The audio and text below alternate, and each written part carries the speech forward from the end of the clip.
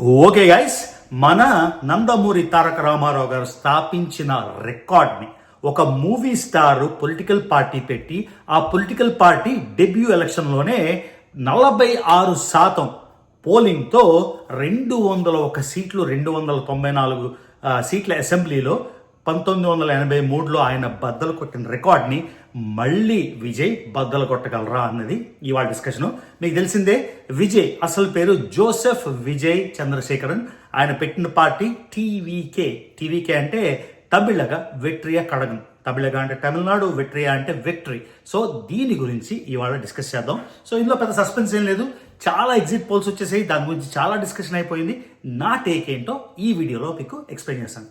ఓకేనా, let's do it.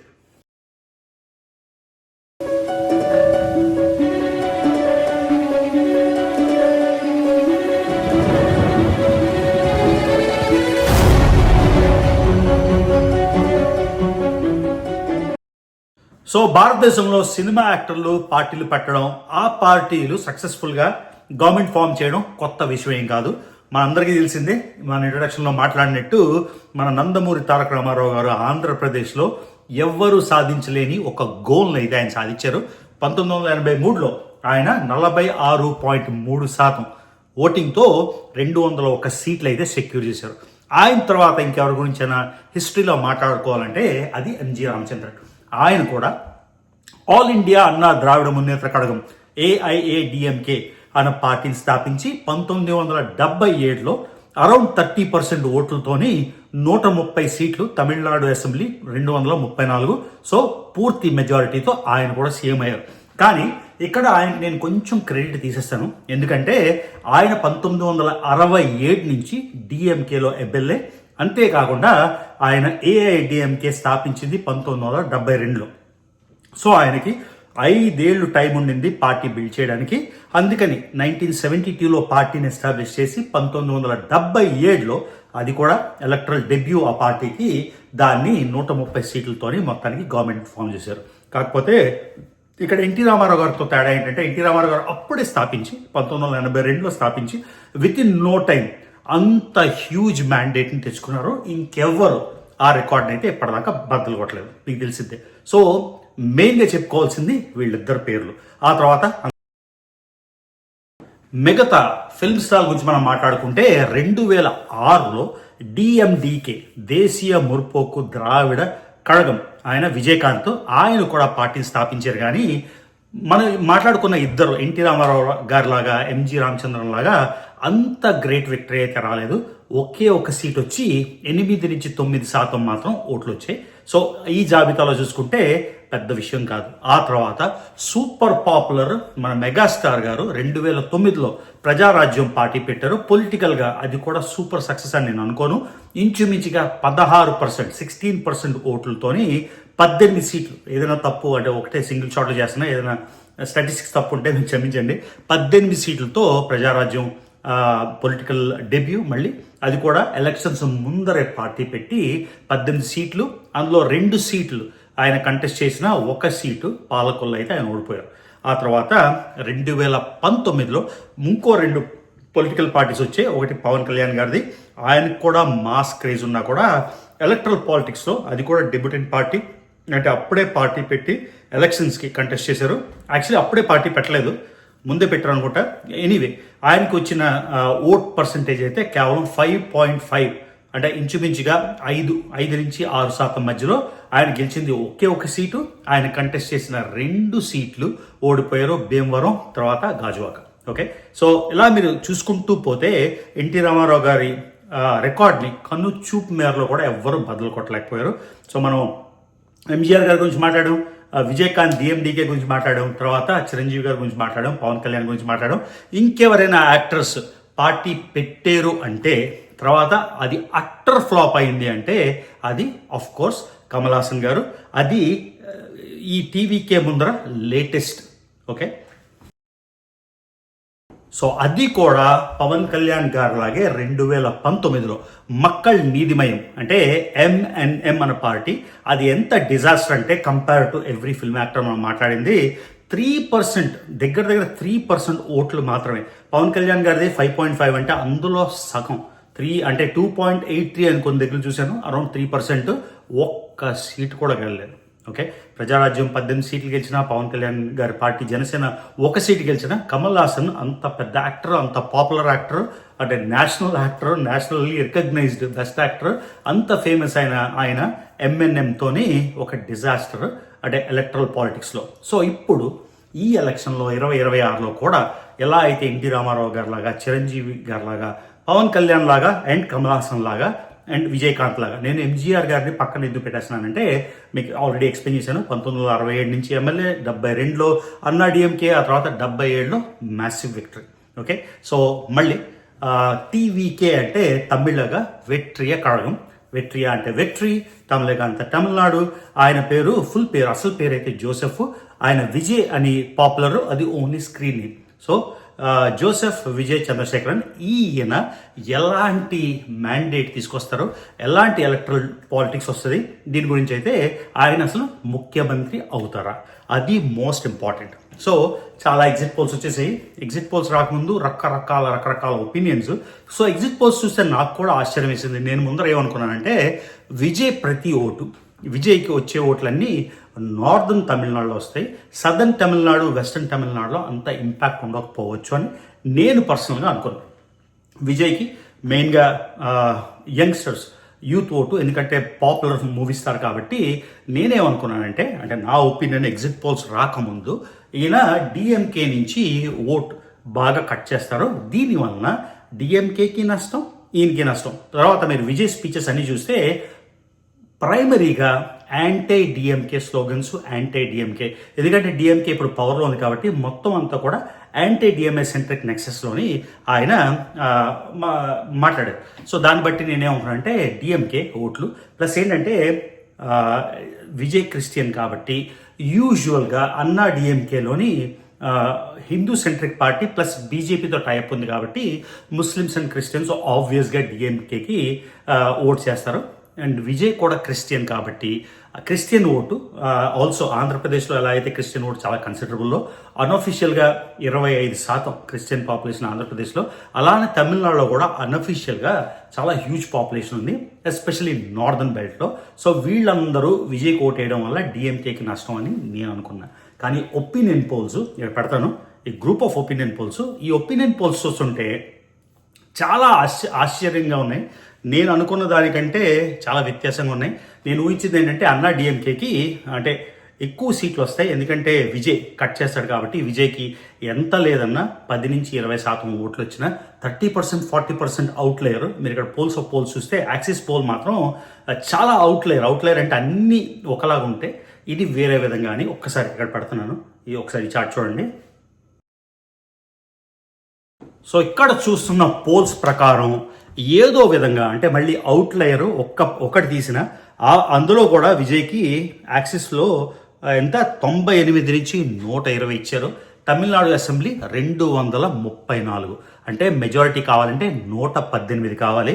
So ఈయనకి ఇచ్చిన 98 నుంచి 120, ఒకవేళ ఆ సీట్లే వస్తే 120 అప్పర్ మార్జిన్లో వస్తే డెఫినెట్గా ఆయనే సీఎం, ఎందుకంటే ఆయనకు కావాల్సింది 118 మాత్రమే.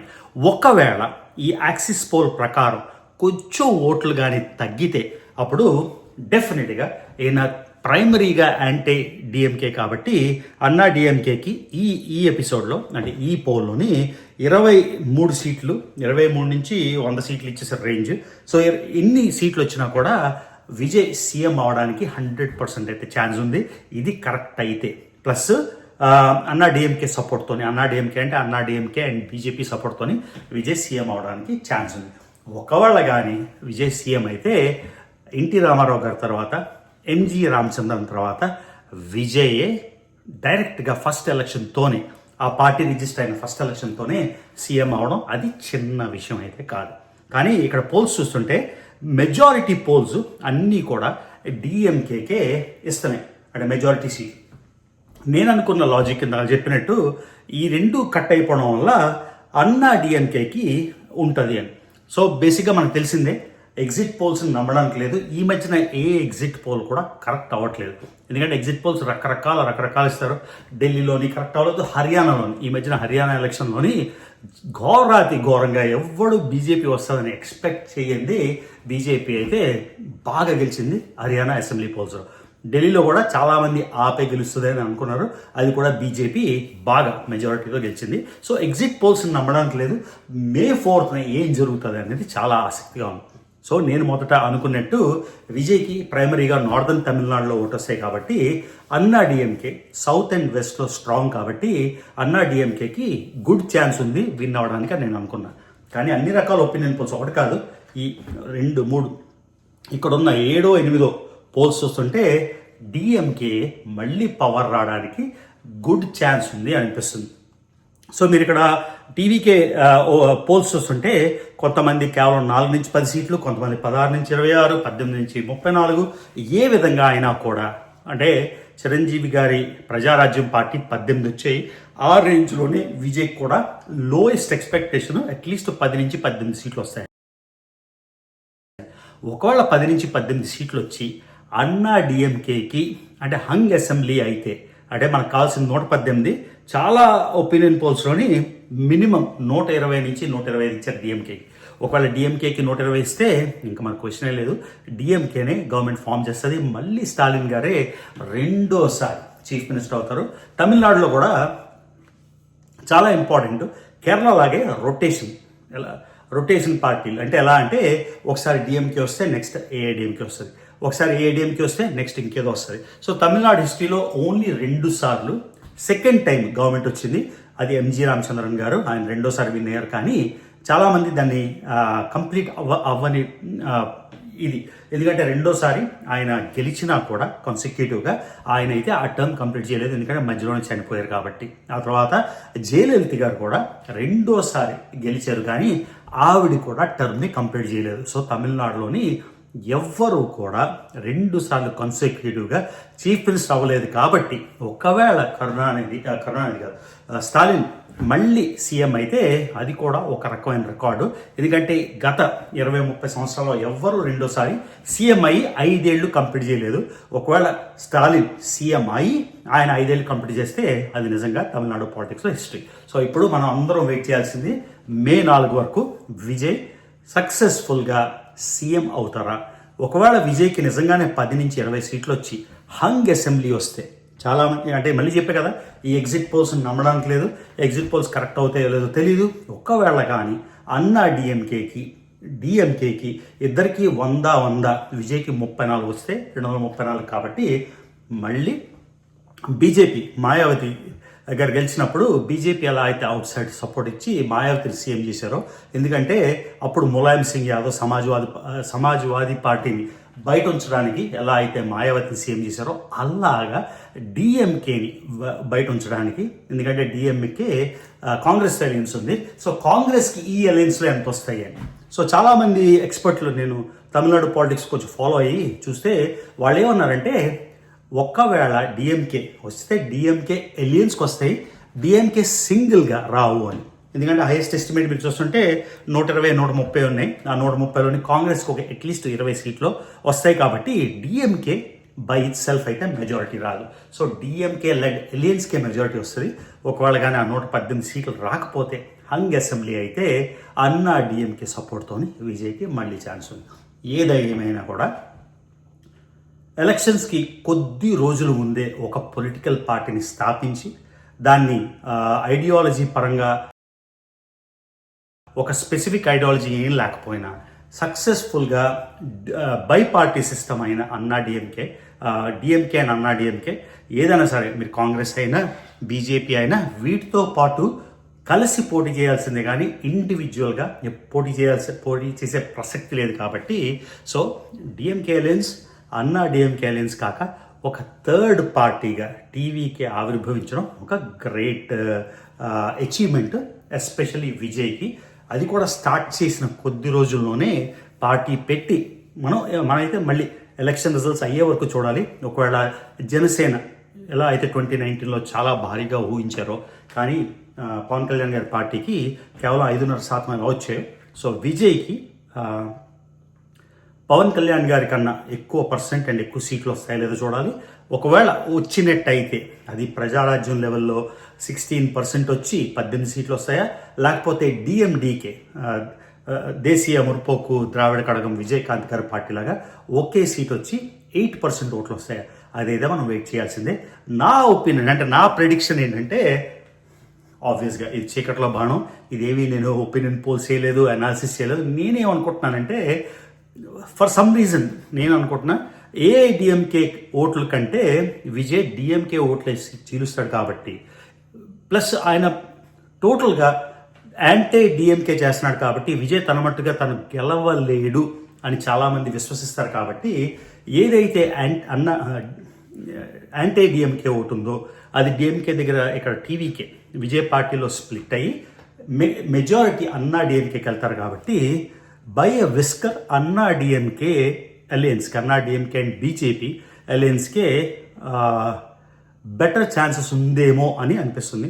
మళ్ళీ ఇది ఒపీనియన్ పోల్స్ స్టడీస్ ఎవరితో మాట్లాడకుండా నా అసెస్మెంట్, ఇది చీకట్లో బాణం డెఫినెట్గా. కానీ మే 4 ఏమవుతుందో చూడడానికి నేనైతే చాలా చాలా చాలా ఆసక్తిగా ఉన్నా. ఇది గైస్ నాకున్న నాలెడ్జ్, అట్లీస్ట్ నేను అనుకున్నది మీతో షేర్ చేస్తున్నా, అన్ని సమ్మేషన్ అన్ని సమ్మరీ చేసేసి. ఆ తర్వాత ఇంకో బిగ్గెస్ట్ థింగ్ నేను ఎదురు చూస్తుంది ఏంటంటే ఆబ్వియస్గా వెస్ట్ బెంగాల్లో మమతా బెనర్జీ కోటని బీజేపీ కొట్టగలరా?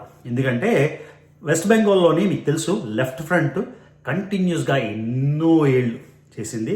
ఆ తర్వాత మమతా బెనర్జీ వచ్చింది. మమతా బెనర్జీ గారు చిన్న విషయం కాదు, ఆవిడ లెఫ్ట్ ఫ్రంట్ గూనిజం ఫైట్ చేసి ఆ తృణమూల్ కాంగ్రెస్ ఒక గూన్ పార్టీ అయిపోయింది. సో ఏం జరుగుతుంది అని బెంగాల్ గురించి వేరే వీడియో చేస్తా, ఇది అది కలపడం ఇష్టం లేక. ఓకేనా? సో ఈ వీడియో కింద గైస్ నాకున్న ఇన్ఫర్మేషన్ మీరు చేసుకున్నా, మీ ఒపీనియన్ ఏంటో కింద కామెంట్స్లో తెలపండి. యాజ్ ఆల్వేస్ నా వీడియోస్ ఇంకా చూస్తున్నట్టయితే మర్చిపోకుండా రవి తెలుగు ట్రావెల్ ఛానల్కి సబ్స్క్రైబ్ చేసుకోండి. And see you in the next video.